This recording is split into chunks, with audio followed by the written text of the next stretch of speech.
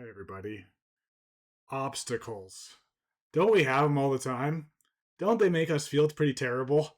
We have a to do list and things like that, and the obstacles arise one thing after another, after another, after another. That's what I want to talk to you about today is how do we practice with these obstacles?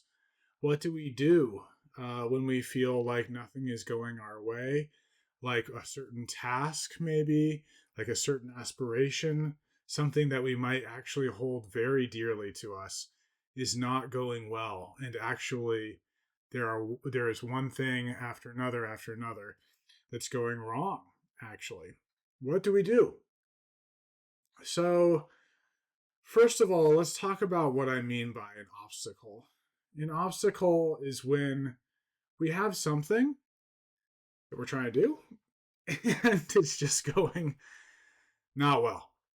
Generally, this can start with a feeling in our minds. We might first have some hesitancy that arises, maybe a bit of fear or distraction. And then all of a sudden, maybe we've misplaced something, maybe we've seen something, maybe we've missed an exit on the freeway, whatever it is, and suddenly we are deviating from the path that we are trying to be a part of, the thing that we're trying to achieve. Sometimes when we have certain types of aspirations or certain types of projects or things, we might have one thing after another. And there are so many things on media, TV, YouTube, etc., that show us this kind of thing. I personally love the home improvement, home remodeling types of shows. They show people that are trying to remodel their houses and then they just discover, right? They discover the skeletons behind the wall, if you will, the crazy, foundation problems or the problems with mold or things like that. And we see sometimes in these shows mirrors of the types of obstacles that we might encounter either exactly the same as that or in, daily lives, kind of maybe minor examples of that. And when we see these types of obstacles that seem to just cascade almost one after another, we can be very disheartened. We can feel, for those that are spiritual or religious, somewhat superstitious even. We might feel like things are going the wrong way in our lives, that things are, distracting us from what we're trying to do. We might feel very afflicted, both emotionally afflicted inside of ourselves, but also like there's a hostile world around us. And so, how do we practice directly with these obstacles? How do we make use of these obstacles, and what are they for? So, this is one possible solution that I'm proposing here today. Definitely not the only one. So, again, try it out for yourself.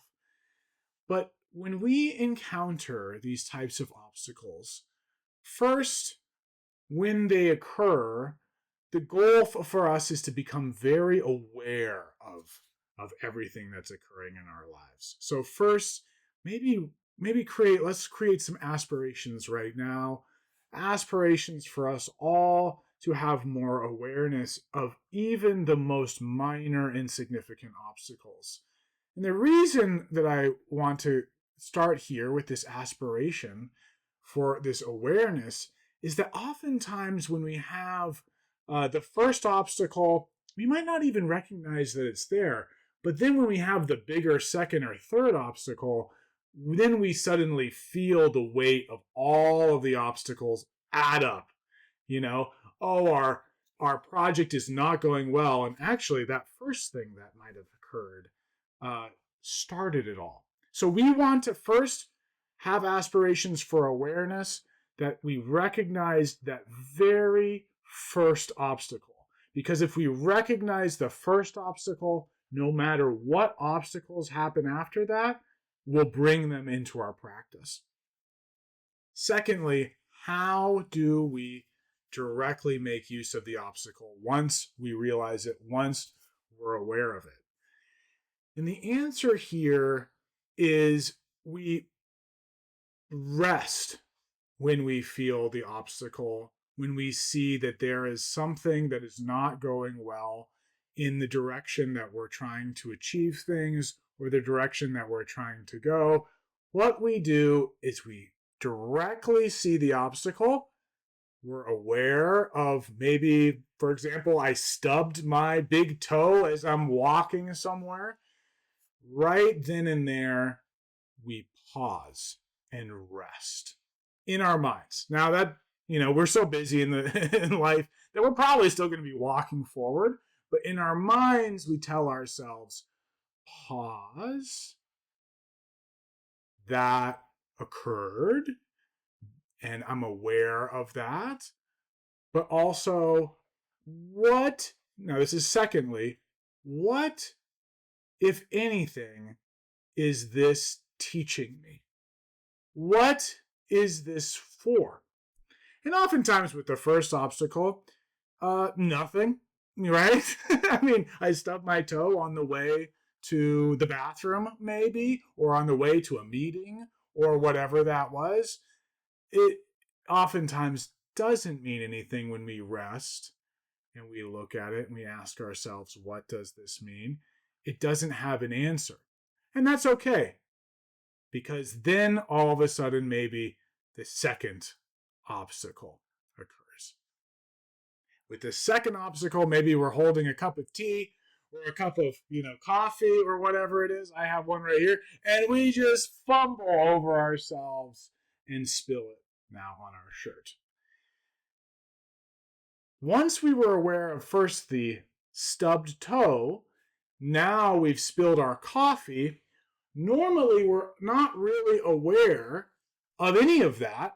And so now we've become very infuriated and distressed about this entire turn of events. But in this situation, because we were aware and asking just the ethereal reality, what does this mean? What am I supposed to do differently? I'm aware of the fact that this just occurred, and I'm open to receiving feedback, and I've paused intermittently in my mind to rest and ask this question, to rest and see, if you will.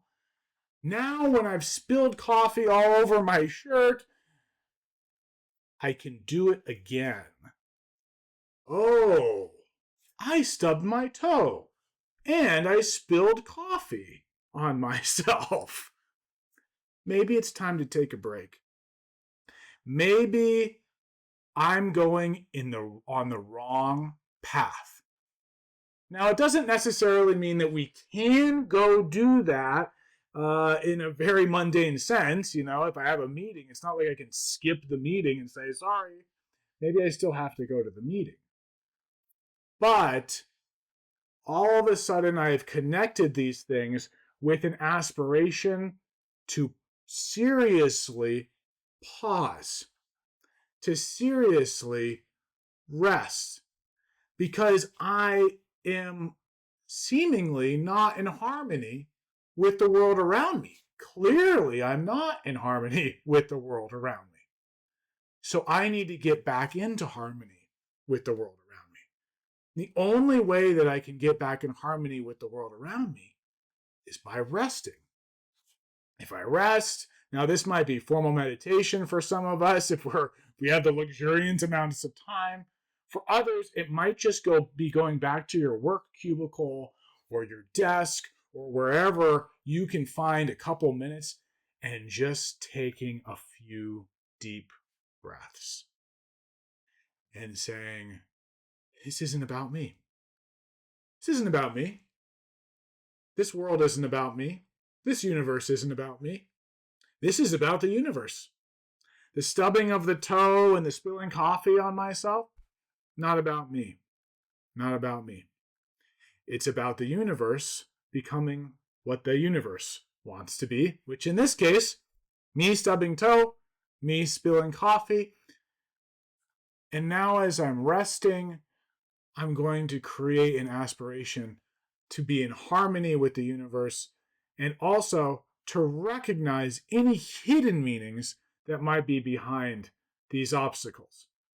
And as we take these deep breaths in and out, in and out, we suddenly might recognize something. Now, in this event, this seems pretty, absurd, right? That we're going to a meeting and we're stubbing our toe and we're spilling coffee on ourselves. What could it possibly mean? If we breathe in and out and pause, what we might find is that there's something deep within us. Some would describe that in our subconscious. Others, we don't have to use that kind of psychological language. Deep within, maybe deep within us, maybe deep within the universe, maybe deep within our true purpose. Whatever that is, deep within, something might occur to us that might have nothing to do with that meeting, or it might have something to do with that meeting, but it might not have anything to do with that meeting, have nothing to do with us stubbing our toe, having nothing to do with us spilling coffee on ourselves. And what it might have to do with is something that we've forgotten. For example, I had a commitment to calling my mother. I totally blew that off. I really should give her a call. Maybe it's something like that stubbing our toe and spilling the cup of coffee now can teach us. Now, I'm not saying that the stubbing the toe and the spilling the coffee actually does teach us that if we don't do this practice. But I'm saying if we do this practice, then what happens is we use these obstacles as the path to our aspirations in our lives. Now, all of a sudden, we've integrated them deep within our core aspirations. In this case, to be a good son, for example, if it was me calling my mother, or possibly for you, it's being a good parent. Maybe it's getting some pet food for your pet. Maybe it's something else that occurs to you from deep within your core aspirations of being.